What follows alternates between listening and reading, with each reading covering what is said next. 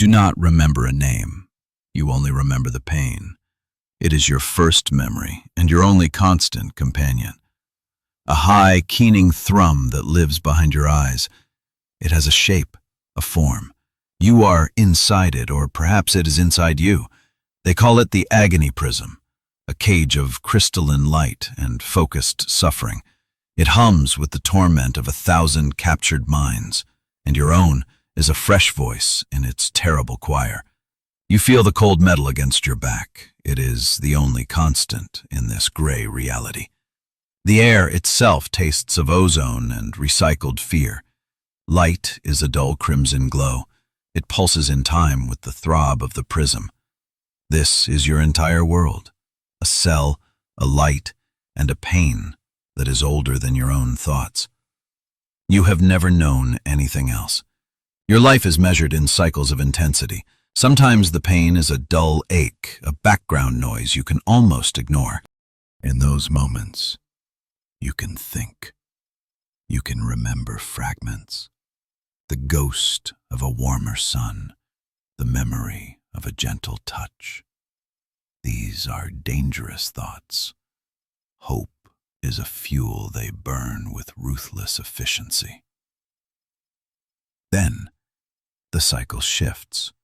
The crimson light brightens, the hum becomes a shriek, the prism flares, and the pain becomes everything.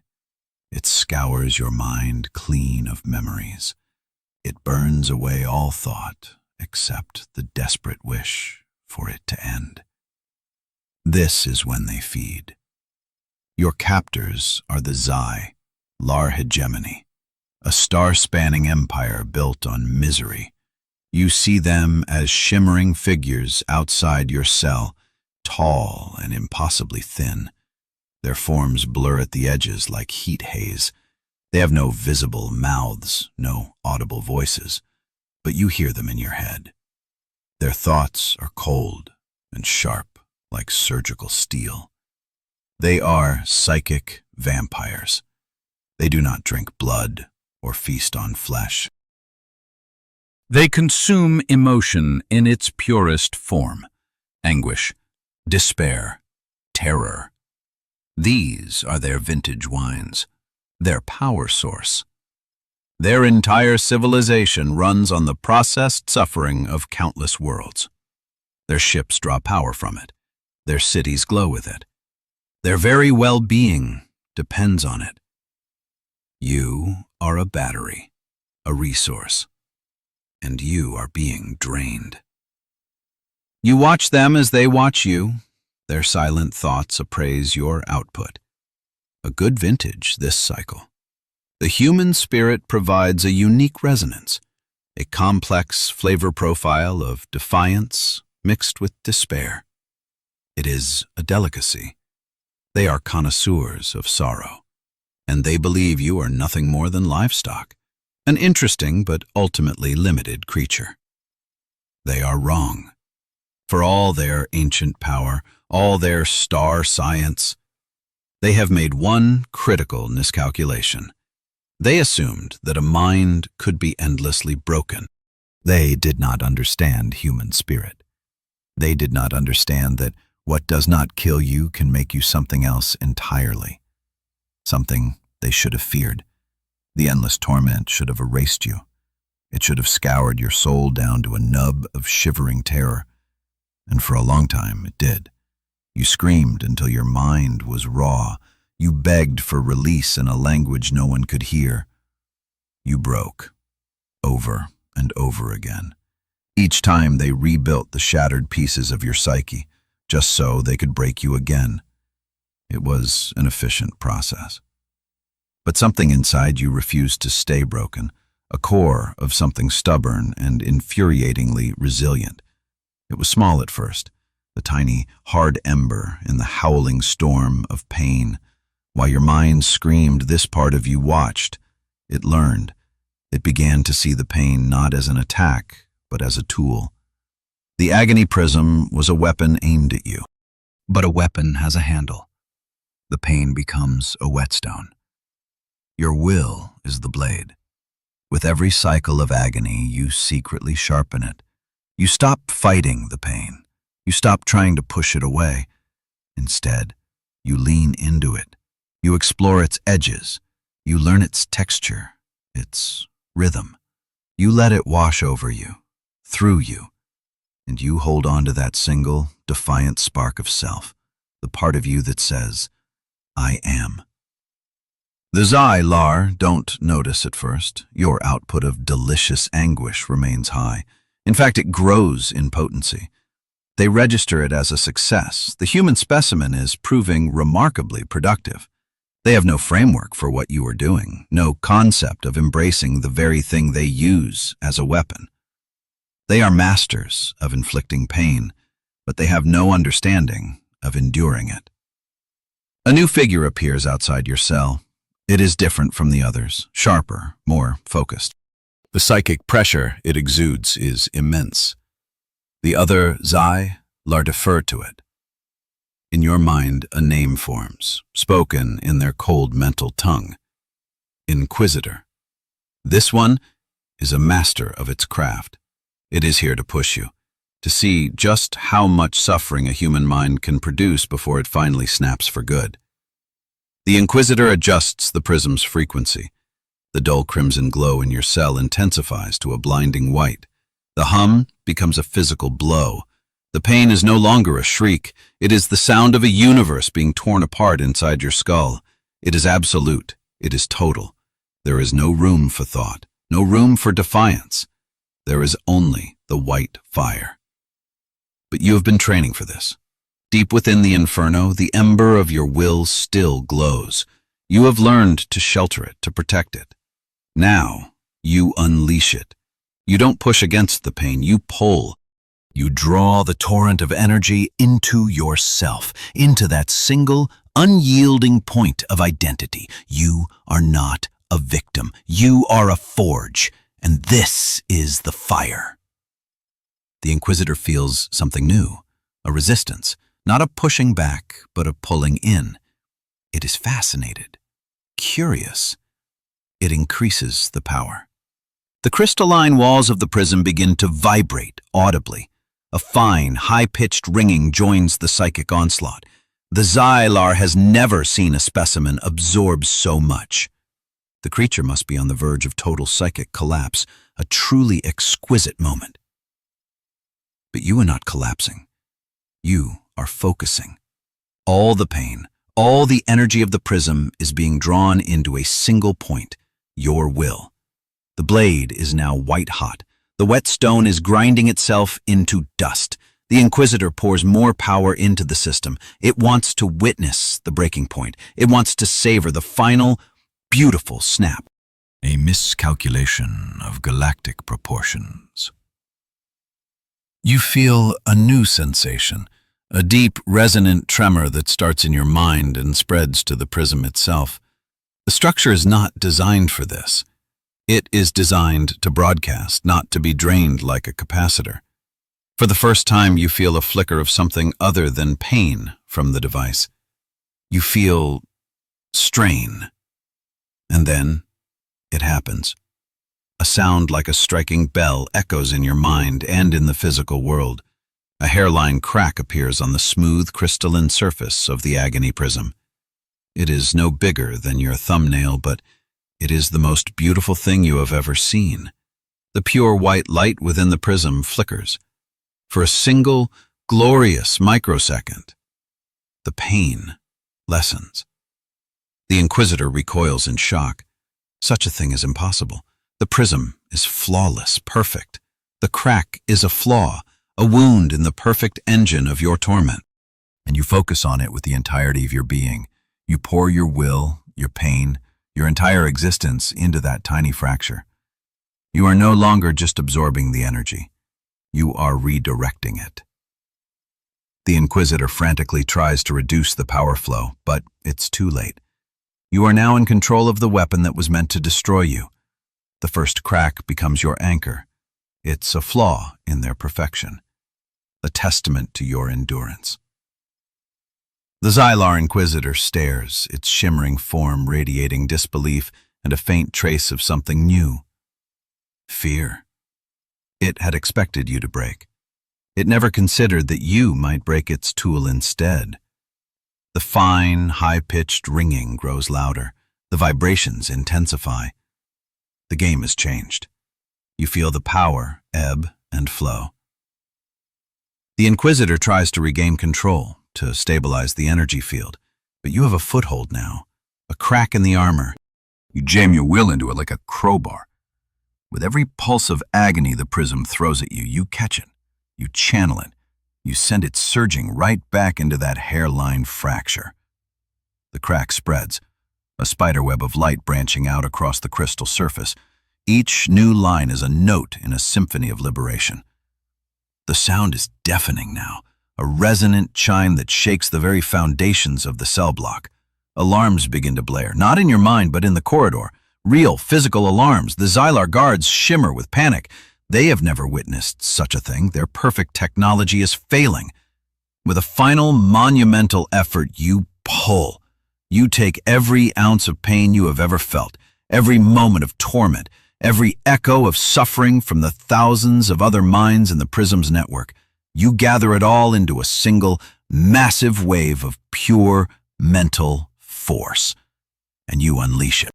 The result is not a sound, it is a sudden, violent silence. A shockwave of pure will erupts from you. The agony prism does not just break, it detonates.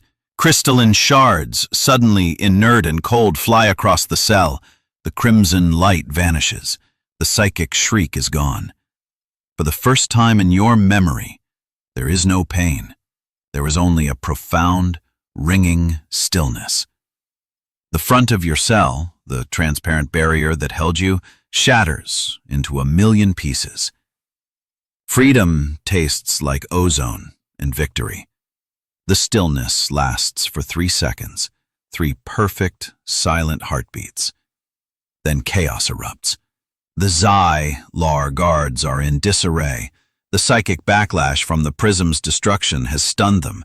They stagger, their shimmering forms flickering wildly. They are accustomed to being the source of pain, not the recipients.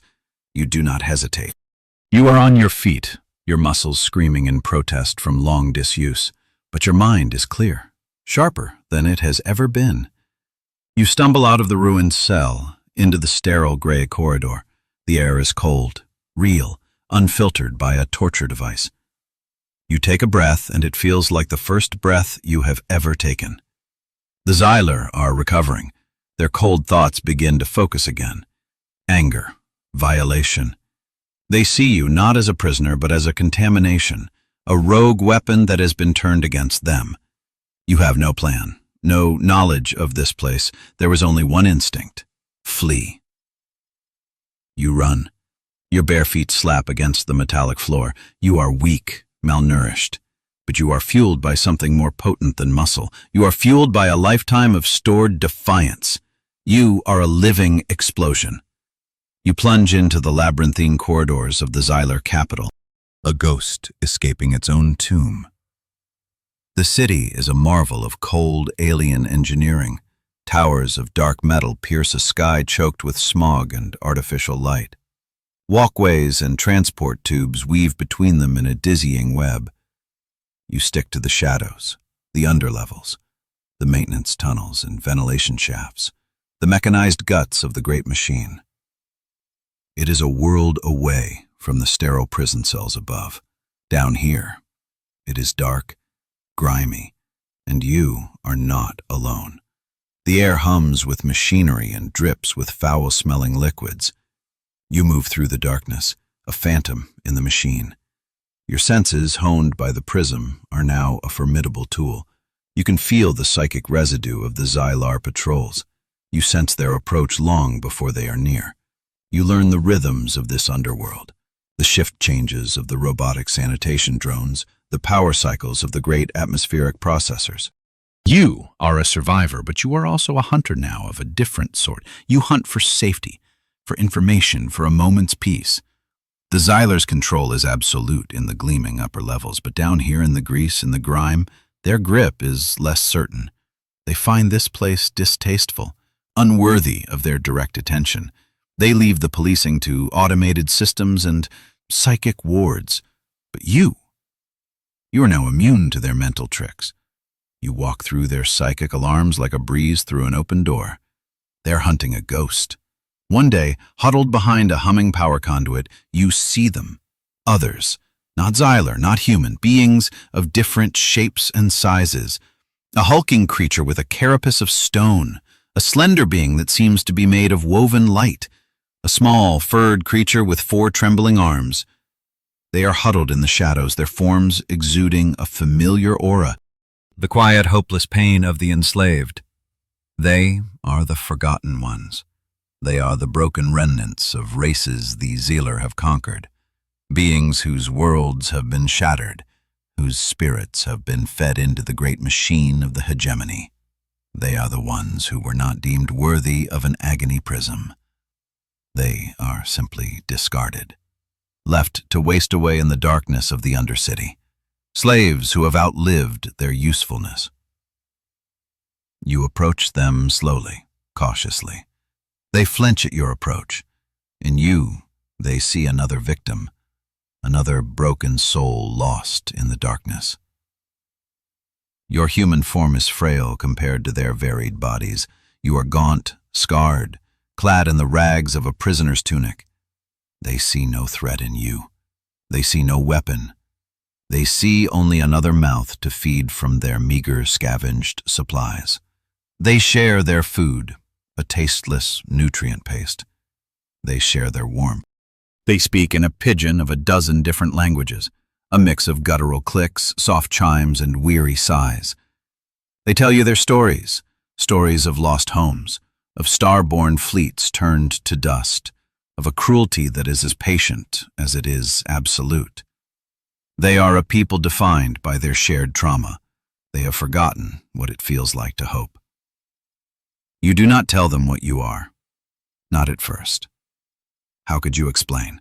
How could you make them understand that you have turned their suffering into a sword? They see your quiet intensity and mistake it for shell shock. They see the focus in your eyes and assume it is the vacant stare of a shattered mind. They are kind to you, but in their kindness there is a deep, profound pity. They believe you are as broken as they are.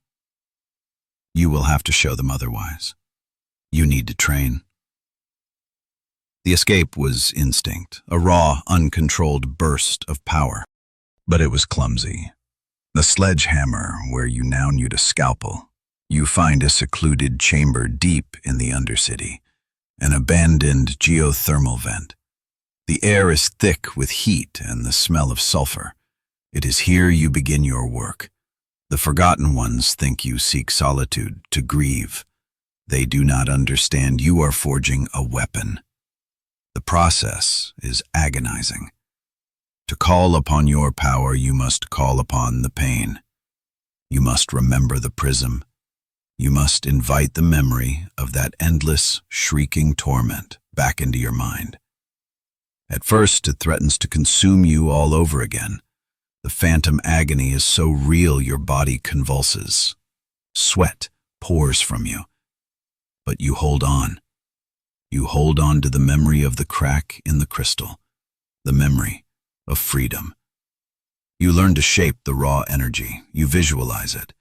You give it form in your mind. No longer a chaotic explosion, but a focused edge, a blade of pure will. You practice for hours that stretch into days. You collapse from exhaustion, your mind raw and bleeding. But each time you rise, the blade is sharper, more defined. You learn to manifest it without the full, overwhelming memory of the pain. You learn to draw on an echo, a psychic resonance that is now a part of you. The forgotten ones watch you from a distance. They see you writhing in your self-imposed torment. They whisper among themselves. The human is truly lost. Its mind is forever trapped in the memory of the prism. Some part of their theory is true. You are a little lost. But a person needs a hobby, and turning your personal trauma into a psychic shiv is as good as any. One day the hulking stone creature approaches you. It offers you a piece of fruit it has found. It sees your exhaustion, your pain, but it also sees a flicker of something else in your eyes. Not madness, but fire. A strange thing happens. As you practice, you begin to sense more. The city is a network of energy, psychic and electric, and you are now attuned to it. You can feel the flow of information through its systems. And one day, you feel something new, something achingly familiar.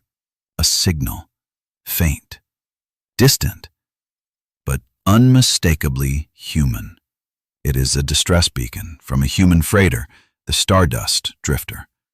The signal is weak, being actively suppressed by Zalar interference, but you can read fragments of the logs. A simple cargo run, ambushed at a relay point, boarded. The logs end with the chilling phrase, "They are not taking our cargo, they are taking our crew, their minds. They feel so hungry." The Zalar are not just using the stragglers they find, they are actively hunting your kind. Your people are a delicacy, a sought-after resource for their psychic buffet. This changes everything. This is no longer just about your own survival, it is about your entire species. The Forgotten Ones have lost their homes, but yours is still out there, and it is being hunted. A cold, clear purpose solidifies in your mind. Your will blade is not just for defense, it is for attack. You show the stone creature the signal. You project the feeling of it, the human fear, the Zalar hunger. The creature's rocky hide ripples. It understands. Its people were taken in the same way. For the first time, the Forgotten Ones see you not as a broken victim. They see the fire in your eyes for what it is, a weapon, an ally, a chance. They may have lost their own fight, but they recognize a warrior when they see one. The distress signal comes from a location you can pinpoint. Relay 7, a major trade and travel nexus. The Zalar have taken the freighter there. They are likely processing the crew. Preparing them for the prisms, you must act. But you are one person against an empire. You look at the small, ragged band of aliens around you. They're not an army. They're broken survivors. But they know the city. They know its secrets. The stone creature knows the structural weaknesses of Zalar architecture. The Lightweaver knows how to bend light to create diversions. The small four-armed creature is a master of scavenging technology. They are not warriors, but they are survivors, and they are tired of hiding. For the first time in decades, a spark of defiance ignites in the darkness of the Undercity. Your plan is simple and probably insane. You will not try to rescue the prisoners directly. That would be suicide. Instead, you will set a trap. You will give the Zalar exactly what they crave, but in a dose that will poison them. You will become the bait. You will go to Relay 7, and you will project a beacon of your own. A beacon of pure, concentrated, irresistible pain. You will become the ultimate lure. The Forgotten Ones help you prepare. The four-armed scavenger builds a device, a small amplifier cobbled together from stolen parts. It cannot create pain, but it can take the psychic energy you produce and broadcast it. Focus it. The Lightweaver will create a series of illusions, ghostly images of a ship in distress, a lure for the hunters. The stone creature will guide you through the deep service tunnels, a path that will take you right to the heart of the relay station, unseen. It's a classic heist movie setup, only the vault is a fleet of psychic vampires, and the prize is getting their undivided, furious attention. You stand at the entrance to the deep tunnels. The amplifier is cold in your hand. The faces of the Forgotten Ones look up at you. Their fear is real. But for the first time, it is overshadowed by a glimmer of hope. They are not just helping you. They are fighting back. Through you.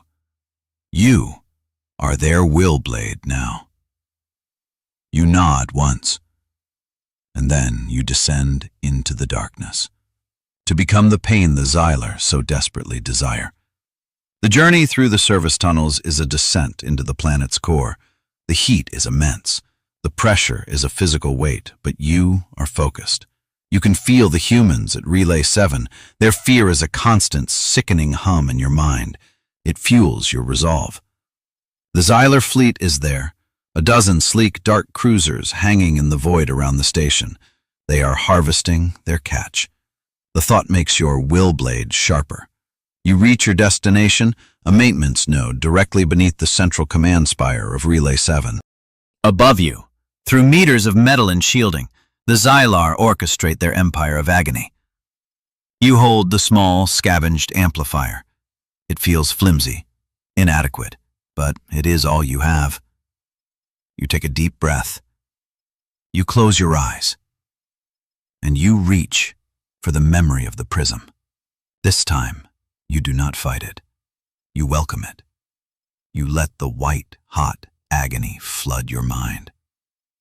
But it is different now. It is yours. You are its master. You shape it. You hone it. You pour it into the amplifier in your hand. You are not screaming. You are singing a song of pure, weaponized suffering, and you broadcast it across the void. A pain storm unleashed. The effect is instantaneous and catastrophic. Across the Xylar fleet, systems flicker. Consoles spark. The ships are powered by psychic energy. They are designed to draw it from terrified minds. They are not designed to have a hurricane of raw, focused anguish shoved directly into their power cores. It is like pouring salt water into a gasoline engine. The Xylar on their bridge are thrown into chaos. Their cold, disciplined minds are overwhelmed. The very air shimmers with the force of your broadcast. Their power conduits glow cherry red. Their lights flicker and die. The ships falter. Their engines stutter. They are adrift in a sea of the very energy they sought to control. You have turned their greatest strength into their most profound vulnerability. They wanted a taste of human spirit. You're giving them an overdose. Inside the relay station, panic reigns. Xylar guards clutch their heads, their shimmering forms dissolving into static. The psychic wards and containment fields fail. On the captured human freighter, the cell doors slide open. The prisoners, dazed and terrified, stumble out into the corridors. They do not know what is happening, but they know that for the first time in days, the crushing mental presence of their captors is gone, replaced by a single, overwhelming broadcast of defiant power. Your attack is a hammer blow, but the Xylar Empire was not built in a day. A single larger vessel begins to push through the psychic interference. It is heavily shielded. Its design is more angular, more aggressive. It broadcasts a single piercing spike of disciplined thought that cuts through your storm. A mind that is familiar, cold, sharp, furious. The Inquisitor has come for you. It has felt your unique psychic signature across the system. It recognized the energy that shattered its prism, and it has come to reclaim its prize. It is not surprised. It is enraged. A personal affront to its mastery. On the view screen of its warship, it sees the chaos you have caused, and it narrows its focus to a single point. You. A new kind of pressure bears down on you, not the raw, chaotic energy of the lesser Xylar. This is focused, precise, a needle of pure malice aimed directly at your mind. The Inquisitor is not using a station-sized prism anymore. Through the psychic noise, you can sense it. The Inquisitor now wields a personal agony prism, a smaller, more refined, and far more dangerous version of the device that once held you captive. It is a dueling weapon, and it is pointed at your soul. The duel begins. Not with ships and weapons, but with pure will. The Inquisitor's attack is a masterpiece of cruelty. It does not just send pain, it sends bespoke, crafted nightmares.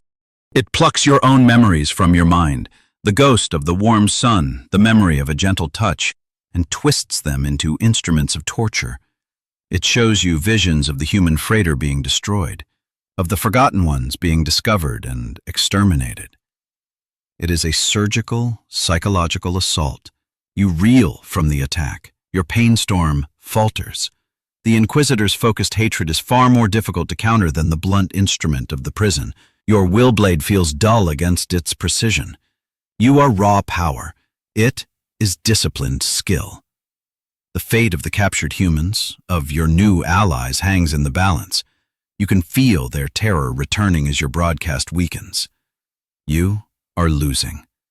But the Inquisitor makes the same mistake it made before. It underestimates you. It sees you as a singularity, a single, anomalous human. It does not understand that you are no longer alone. In its arrogance, it has forgotten the very resource it came to harvest. The other humans, the forgotten ones, all the minds touched by the hegemony's cruelty. You open yourself. You drop your defenses, not to the Inquisitor, but to everyone else. You reach out with your mind, not with a blade, but with an open hand. You connect to the terrified prisoners on the freighter, to the hopeful, frightened survivors in the Undercity. You do not just feel their pain, you absorb it. You take their fear, their despair, their grief, and you add it to your own. You become a nexus for the suffering of everyone the hegemony has ever broken. The Inquisitor pauses. It feels the sudden, massive shift in your psychic signature. It feels the raw power you are drawing in.